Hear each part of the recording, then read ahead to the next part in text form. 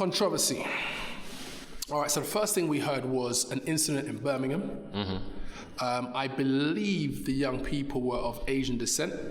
Okay, I didn't know. And the incident happened in the foyer of the cinema or outside of the cinema with big machetes, and apparently police officers were injured.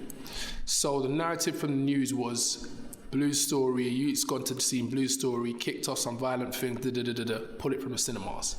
On further investigation, what I heard was they couldn't figure out what movie these youths were going to see because this happened in the foyer or outside. Allegedly, they were going to see Frozen 2, which doesn't add up for me. No. If you're going to see Frozen 2 and you've got a big machete on you and you're rolling with your little sister or the story's all a mess. That doesn't add up. Any which way, the View Cinemas pulled it. And there was a petition to reinstate it, which it was reinstated once they did some further investigation. I think the only other thing I've heard is an incident in Nottingham where you've actually got footage of youths fighting in the cinema. And apparently someone was stabbed, 20-year-old man was stabbed, and a 6-year-old boy was charged, and something to that effect. Now, here's what I don't understand, and maybe young people, please in the comments help me out. This is a movie about gang issues in South London. Yeah. Why is it kicking off in Nottingham? It's not even in London and Birmingham. Do you see what I'm saying? Yeah. I don't really understand that. Now, a friend of mine who I spoke to said, well, the energy that the movie is going to bring road youths that want to see that. And so road youths are going to come, and if they see another youth that they got issues with, it will kick off. So I understand that side of it. But the movie, it's difficult because the movie's... It's not about violence. Is violence in the movie? Yes. Is the movie graphic? Yes. But it's not about the violence. It's about how the situation happens, what's going on, and the usual outcomes of people in that lifestyle. And obviously the friendship that they say it's a love story. So it's a love story between the two friends, like a bromance. And so I would just say this. See it for yourself, and listen. Not just about Blue Story, any movie, anything like that. See it for yourself. Make your own decision. Everybody wants to be a journalist now with this phone. Everybody's a journalist. Everybody knows this and everybody knows that. And do you know what's ridiculous? I've been watching I attempted to start to watch some podcasts that spoke about this. And the first thing that the host said, I have to admit I haven't seen the movie. The next thing I did, click next channel. How are you going to talk about something you haven't seen? Like, come on, man. Guys, be professional. And ladies, be professional. Go on, you want to say something? I see something on your chest. Say it with your chest. Say it with your chest. All I'll say to that last point you just made, because, prior to that, I pretty much agree. That last point, I hear what you're saying, and I hear why that kind of thing would put you right off. That said, we're in a world where the news cycle is like that. It's a constantly ticking thing. When something is in a news cycle, someone wants to jump on it and have a commentary on it. I agree with you. They want to get traffic. They want to get the traffic. And I agree with you that, I myself also would tend towards switching off if the same thing came up. Like, you haven't seen it. What's your opinion worth? Having said that, your opinion might be just on the larger thing around it. It might be the fact that there's been violence associated with it, and you might have an opinion on that and how that works. As long as you don't then try and relate that back to the movie in terms of either a blame game or a straight association game. Even association, I get, because if you're buying reports, and I'm not saying whether I buy them or not, but if you're buying into the idea that the violence was purely around the movie, then there's still something to talk about whether you've seen the movie or not, because it's not about you analysing the movie, it's about analysing the actions around it and things that have come out of it, and the idea that, which is what I want to get onto, one of the things I want to get onto, of whether or not violence, or any significant real world actions comes out of media, out of movies or music, which is a thing that's always been associated with that as well. But I hear what you're saying, because it would put me off as well. But I do understand it. I understand where some people are coming from. But yeah, okay, so in terms of the controversy itself, listen, I heard reporting that there were 25 incidents. the one cinema chain. I don't know, it was a View. So is it only View that pulled it? Or the Cineworld? I have Cineworld was the in my first head. one, and Cineworld. Right. Okay. So I think Cineworld are reporting that there have been 25 incidents across their chains, Right. which got kicked up to higher management kind of thing, and which sparked issues for them. I'll keep it real. If that's the case, I understand that. From a pure business use case, there's just no arguing with that. You know, I mean, you know, there've been incidents where there's been one shooting at a certain film and a film gets pulled. Is this Blue Story? No, not Blue Story. So famously, I think this happened with a cinema in, I think it was in New York, when when the Batman, the Dark Knight. Oh, I heard about came that. out. Yeah. And they tied it in with the portrayal of the Joker and all that kind of stuff. But I mean, this is something that's been going on for a very, very long time. Right. There's a long history Right. of censorship around movies because of content and stuff, and that bothers me. Like you said, Blue Story is not about violence. Has violence in it, like you said, but it's about relationships. It's about what every single movie ever made is about. It's about relationships. And how they cross and interweave, and you've got the familiar relationships, you've got the friendships, and you've got the romantic relationship, and how these things intersect and the issues around them then cause those things to have conflicts with each other, and the explosion of that. And that's that's something I really liked about the movie. I thought that was effective. It showed that interweaving really well. Yeah.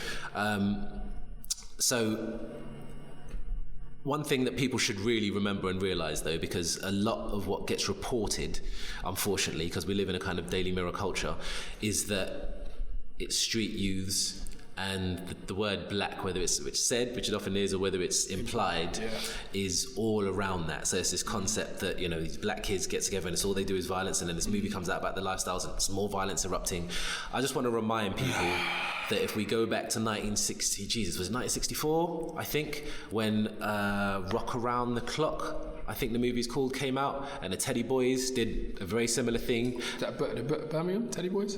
I don't know, Teddy Boys were across the country. Across the country. I mean, it's just like a movement like the Mods or the Rockers. There's a gang, is it Burger Boys? It's a gang in Birmingham. Anyway, sorry, go ahead. Yeah, I don't know anything about that. It's your lifestyle, homie. I don't know. beg your pardon? I can't speak to that. I'm just saying, bro. I'm clean as a whistle, I don't man. know about that.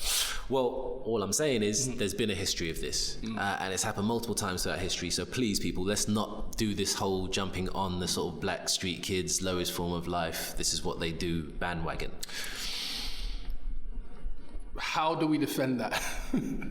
with these incidents, how do we defend that? Well, for a start, I would say that the first things first, do your research. So, like you did, and you realised that, you know, one of the major incidents that was cited was one where it had a large group who weren't necessarily going to see that movie, and it was over one thing. The inciting Cineworld incident, I think, involved two girls arguing over something, which then escalated and turned into something else when other people got involved.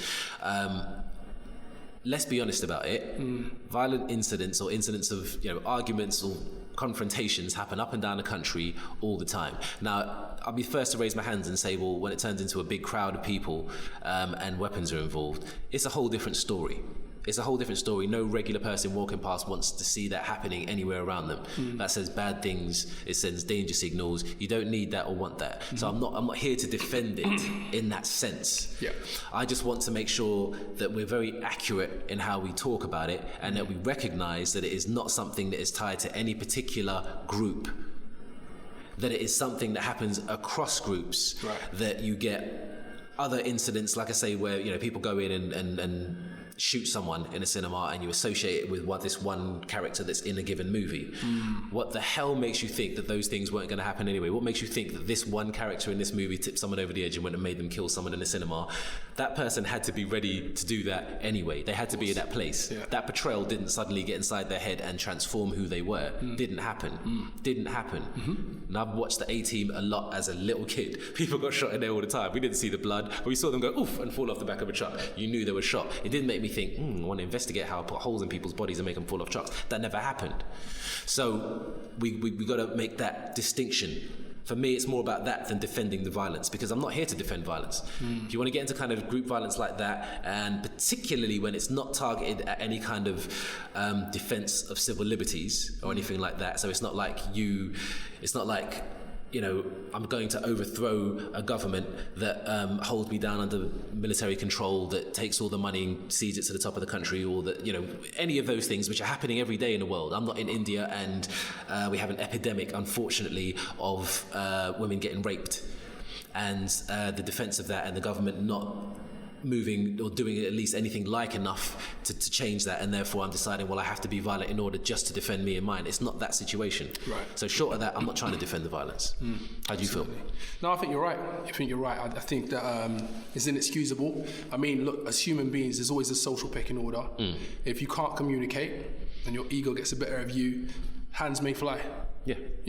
Especially if there's an audience as well. And I think some of our young people, and it's definitely not exclusive to black young people. No, far from it.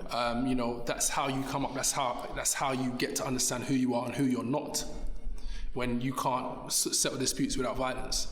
But hopefully you grow and you start to realize, well, actually, this is one day it may escalate to where I'm brown bread. I'm no longer here. Sorry, brown bread means dead for the viewers. For the international audience. So yeah, Blue's story is one of many, but what I loved about Blue's story is Rapman said, okay, cool, we have an issue. Let's not run away from the fact that we have an issue. There's a disproportionate amount of black on black violent crime in our streets, yeah? And I want to address it by showing you the graphic reality of it, and also showing you the graphic outcomes, which are 99% negative, and show you the depression, the anxiety, all of the things that these people in there go through, the coping mechanisms with the drugs and all that stuff there. I'm going to show you the real, and be brave enough to do something like that, and do it in a way where it was very, very, very, very pertinent. Like the moral was very, very strongly driven by the end of the movie. Yeah, wasn't ambiguous Hats off. Amazing, really, really good. I'm looking forward to seeing future works. As I always say, I'd love to see some alternative narratives of black people, black youths that are not into violence, that are hardworking. It's just how to make that exciting, because let's be honest, as people, there's an allure to danger through watching it through view, not necessarily be watching like we like to watch people beat people up, and like we like to watch that. Yeah. It's exciting to watch. The thing with this is that for me it's quite close. It's very close to reality. So the entertainment factor is like it hurts. It's almost like watching The Hate U Give. I watched that movie once in the cinema. I can't watch it again. It's too painful. It's too true. It's too real.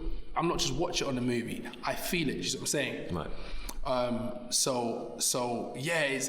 I can't praise it highly enough. I think it was an amazing movie. I'm really, really appalled at the incidences happened, whether they are or are not to do with the movie.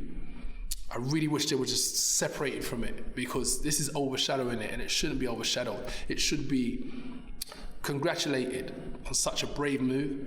Even the people who funded it, that's brave. That's brave, because it's like, we're gonna just show this thing head on.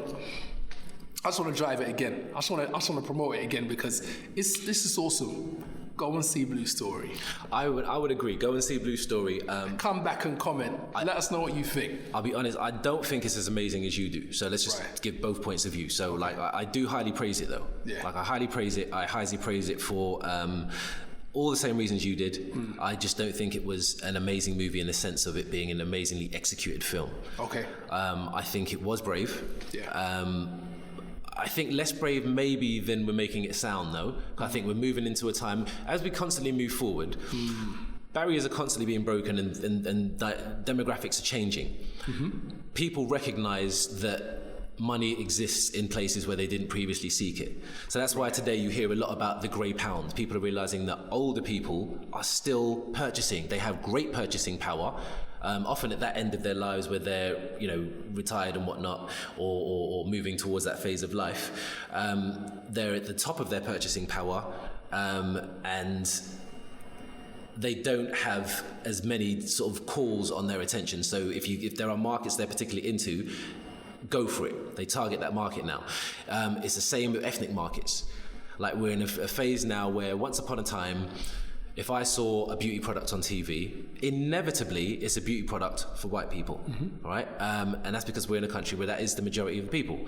And you didn't see shades and tones, and I have sisters and cousins and have had girlfriends, and they've all complained how far afield they've had to go to get skin tone makeup that works for them.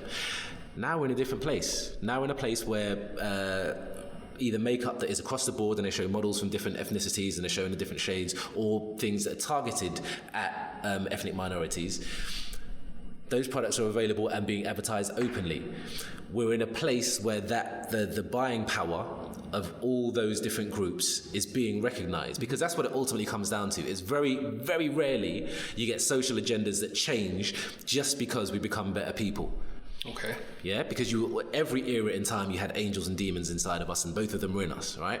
It's not because we become better people necessarily, it's because we become more stable and recognize where the money is. I'll be honest with you, it almost always follows the money. It doesn't make it a bad thing, because if it means that there's more recognition, there's more openness towards products and different markets, that's always a positive thing. But it's driven by money. So I don't think it's as brave as it once was, but I think it's just more of a recognition that markets for those kind of movies, and we've seen the Top Boys, we've seen the Top Boys TV series on Netflix. That's right. Yeah. You've seen the Sky One show with Ashley Banjo and whatever. You've got what's his name? Luther. What's his name? Idris Elba's comedy on the Sky. You've got a million. Basically, it's been happening for a long time. From the Real McCoy, there's been that slow exposure and change. It's just a recognition of that. So I don't think the bravery side of it is as much as it could be claimed to be. Hi, you're watching a clip from a longer episode of The Real Versation. If you enjoyed it, please like, and don't forget to share so you can bring your friends in on the conversation. Also, don't forget to check out the full-length episodes at our channel on YouTube, and get involved in the dialogue by commenting down below or by tweeting us at Real Versation. Hope I'll see you guys soon. Peace out.